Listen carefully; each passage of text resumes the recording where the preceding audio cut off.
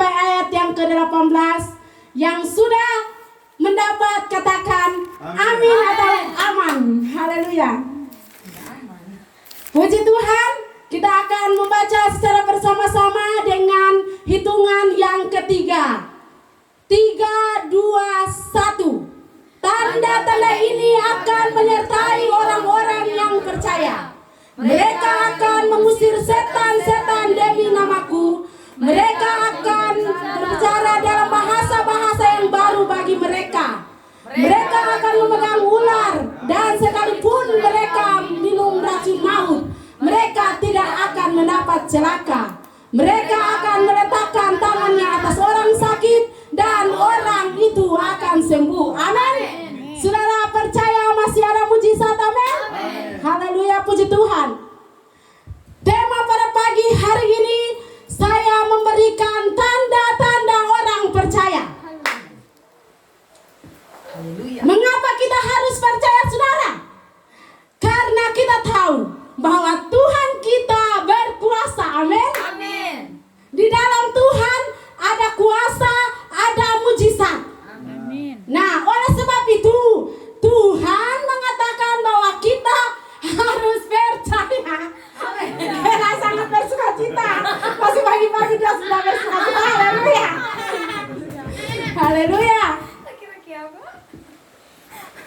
Nah, orang percaya bukan hanya sekedar kita percaya, tetapi kita harus betul-betul percaya Tuhan dengan segenap hati kita, untuk merendahkan hati kita, berserah kepada Tuhan. Itu adalah orang yang percaya kepada Tuhan. Amen. Maka disitulah ada kekuatan, ada mujizat Tuhan yang luar biasa yang memberikan kepada orang-orang yang percaya. Haleluya. Amin, pendeta. Haleluya. Puji Tuhan. Bahkan kita percaya Tuhan bukan hanya dengan kekuatan dan kepintaran kita, bukan dengan pengertian kita sendiri, tetapi dengan sungguh-sungguh, dengan hati kita. Ya, di sini firman Tuhan berkata di Amsal yang ketiga ayat yang kelima berkata, coba satu orang baca. Amsal 3 ayat 5. Percayalah kepada Tuhan dengan segenap hatimu, dan janganlah bersandar kepada pengertianmu sendiri. Nah, janganlah kita hanya mengandalkan kekuatan kita, atau jangan kita hanya mengandalkan pikiran kita atau mengandalkan kepintaran kita, saudara. Tetapi kita harus betul-betul percaya kepada Tuhan dengan segenap hati. Di situ Amsal katakan, sekalipun kita tidak melihat Tuhan secara nampak, tetapi kita harus percaya. Amin. Firman Tuhan berkata, berbahagialah orang yang tidak melihat namun percaya. Kita tahu bahwa Tuhan ingin kita percaya Dia, maka itu banyak orang hanya sekedar percaya saja, tapi tidak mengenal secara pribadi. Kita percaya Tuhan, tetapi kita mengenal secara pribadi, artinya dengan perbuatan-perbuatan, dengan tindakan-tindakan kita yang benar. Amin. Yaitu apa? Yaitu melakukan firman Tuhan. Amin. Haleluya. Dengan tindakan apa? Tindakan yang baik. Haleluya. Bukan yang jahat, tapi yang baik. Melakukan yang baik. Haleluya. Amin.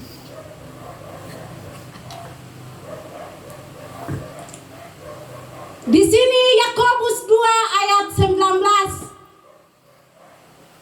Engkau percaya hanya satu Tuhan saja. Itu baik. Tapi saudara tahu, setan-setan pun percaya. Haleluya. Amin. Jadi di sini kita lihat bahwa kita berbuat kebaikan, kita mengalahkan melawan setiap iblis dengan apa? Dengan tindakan, yaitu iman kita. Karena kenapa? Tuhan bilang roh yang ada pada kita itu lebih besar daripada roh yang ada di dunia. Amen. Jadi kita harus mengalahkan iblis. Sama dan tadi itu firman Tuhan bilang, dalam nama Yesus, dalam nama Yesus ada kemenangan. Ya, lagu berkata tadi apa itu dalam nama Yesus toh? Jadi saudara, kalau kita percaya kepada Tuhan, maka otomatis ada tanda-tanda yang mengikuti kita, yaitu kita bisa mengusir setan demi nama Tuhan Yesus. Amin. Ada orang yang berdoa dengan nama setan, tidak, dengan nama Tuhan. Amin. Supaya apa? Supaya ada mujizat yang terjadi karena kuasa Tuhan. Amin. Amin. Ketika kita dipanggil oleh Tuhan, kita melayani Tuhan, kita percaya kepada Tuhan, ada mujizat yang luar biasa memberikan kuasa kepada kita. Untuk apa? Untuk mendoakan orang lain. Ya? Kemarin itu saya bersyukur kita semua di sini berdoa untuk kakaknya Papi. Tapi apa yang terjadi? Mujizat dong. Amin. Amin. Haleluya. Nah, apa yang bisa dilakukan oleh orang percaya? Kita sudah tahu bahwa orang percaya harus betul-betul memiliki kuasa dari Tuhan Yesus yang mengusir segala setan-setan demi nama Tuhan Yesus, bukan demi nama kita. Ya, demi nama Tuhan Yesus. Nah, tolong satu orang baca Matius 10 ayat 1 dan juga Lukas 10 ayat 17. Matius 10 ayat 1. Matius 10 ayat 1 di situ. Yesus memanggil ke-12 muridnya dan memberi kuasa kepada mereka untuk mengusir roh-roh jahat dan untuk melenyapkan segala penyakit dan segala kelemahan. Lukas 10 ayat 17. Kemudian ke-70 murid itu kembali dengan gembira dan berkata, Tuhan, juga setan-setan takluk kepada kami demi namamu. Ketika kita mengusir setan demi nama Tuhan, maka ada kegembiraan dari orang itu. Amin. Yang kita telah melayani dia, untuk mendoakan dia, ya. Maka dia bisa sembuh.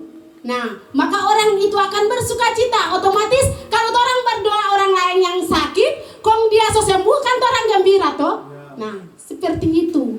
Seperti kembalinya itu ke-70 murid itu yang bergembira. Haleluya. Amin. Haleluya, puji Tuhan.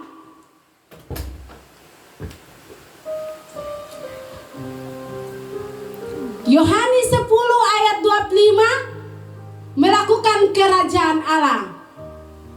Ketika kita sudah mengusir setan, ketika kita percaya kepada Tuhan untuk melakukan pekerjaan-pekerjaan mendoakan orang lain, kita harus apa? Melakukan pekerjaan Tuhan, yaitu kerajaan Allah, saudara. Ya, seperti memberitakan Injil.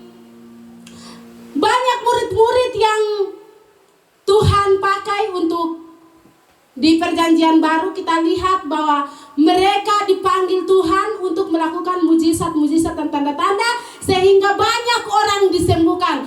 Nah, sama seperti kita juga orang-orang yang percaya, kita adalah orang-orang yang bisa melakukan mujizat-mujizat dan tanda-tanda itu. Amin. Amen. Nah, kemudian di sini